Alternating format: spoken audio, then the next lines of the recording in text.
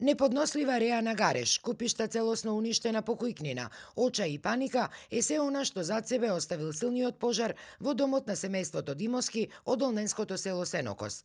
Пламените јазици кои му проголтале буквално се, што цел живот печалело ова семејство, се појавил сосема ненадејно во вторникот вечерта, со некакво тропање на таванот во правец на оџакот, а во чија близина се наоѓа и бандерата за струја. Тука е и оџакот. И струјата е тука.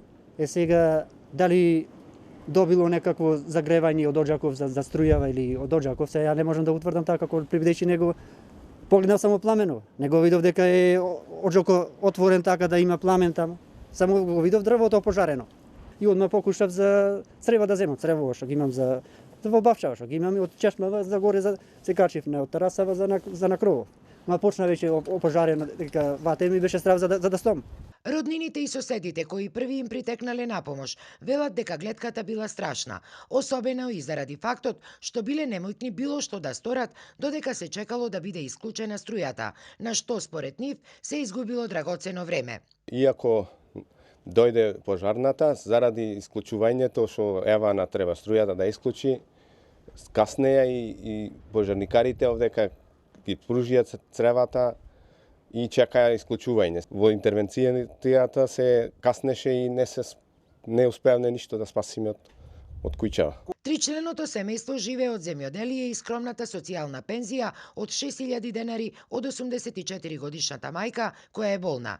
Собственикот е невработен, а сопругата има ризична бременост. Па сега секоја помош им е добре дојдена за повторно да го изградат својот дом кој до темел им е пеплосан.